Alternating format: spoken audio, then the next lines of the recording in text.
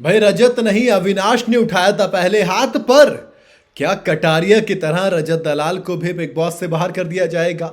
दरअसल मेरे मन में यह सवाल इसलिए आया क्योंकि आपने अगर बिग बॉस का ओटीटी सीजन 3 देखा होगा तो आपको याद होगा कि लव कटारिया को वोटों के दम पर तो घर से बाहर नहीं निकाला जा सकता था, लेकिन कहा जा रहा था कि भाई नेजी या सना मकबूल दोनों में से किसी एक को विनर बनाना है, और लव कटारिया जो वोट के दम पर हार ही नहीं सकता था उसको दूसरे तरीके से बाहर निकाला गया घर में। एक तरीके से मैं तो ये कह सकता हूं कि भैया साजिश रचकर उनको घर से बाहर किया गया, और ऐसा लग रहा है कि अब वही हाल रजत दलाल का होने वाला है। क्योंकि आप देखोगे हर हफ्ते जब बिग बॉस का बॉस बनने की बात आती है, जिसमें पॉपुलर की बात आती है, तो रजत दलाल पिछले 4 हफ्तों में से 3 हफ्ते टॉप पर रहे हैं। और 3 हफ्ते टॉप पर रहने का मतलब कि उन्होंने विवियन डिसाना, करणवीर मेहरा, शिल्पा शिरोडकर, एलिस कौशिक, हर किसी को मात दी है वोटों के दम पर।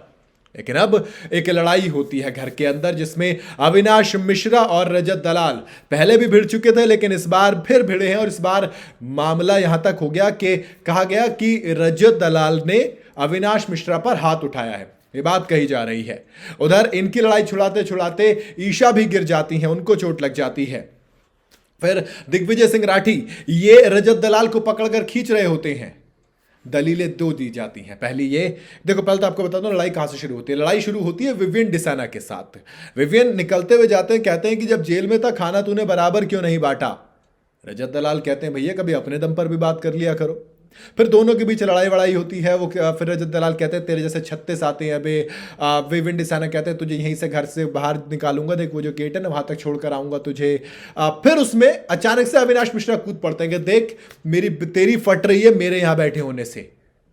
भैया इतना तो काफी था रजत दलाल का गुस्सा 7वें आसमान में पहुंचाने के लिए। और फिर वो जो लड़ाई होती है, अब उसमें 2 थियरी दी जाती हैं। पहली ये थियरी दी जाती है कि अविनाश मिश्रा पिछली बार की तरह खुद को डिफेंड कर रहे थे। पिछली बार रजत दलाल ने उन्हें पिलर से बांध लिया था अपने हाथों से, तो इस बार रजत दलाल को हटाने की कोशिश कर रहे थे।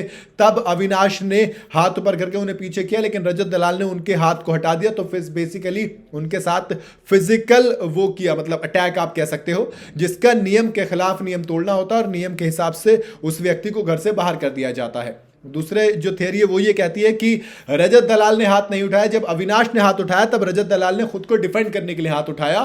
तो रजत दलाल को इसमें कोई गलती नहीं है, उनके खिलाफ कोई भी एक्शन नहीं लिया जाना चाहिए। लेकिन कुछ लोग ये कह रहे हैं, अब मेरे मन में एक सवाल आ रहा है कि भाई एक्शन जो होता है, देखो एक्शन पे रिएक्शन आता है। अब चाहे गलती किसी की भी हो, लेकिन आप फिजिकल फाइट यहां पर दिखा सकते हो अगर आप चाहो तो। अगर बिग बॉस चाहे तो बता सकते हैं कि देखो हाँ फिजिकल फाइट तो हुई है।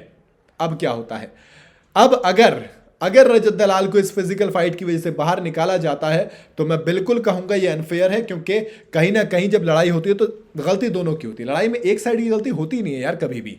तो हाँ ये कह सकते हो पहले किसने शुरू किया, क्योंकि यहां पे अविनाश मिश्रा डायरेक्ट कूदे थे दूसरे की लड़ाई में। अपने दोस्त की लड़ाई है, मैं बिल्कुल मानता हूं कूदना चाहिए, लेकिन जब ऐसे होगा तो फिर दोनों के लिए नियम होना चाहिए ना कुछ। बाकी देखते हैं क्या होता है, बिग बॉस क्या फैसला लेते हैं। आपके हिसाब से गलती किसकी थी? क्या रजत दलाल को अगर बाहर किया जा सकता है इस लड़ाई के दम पर?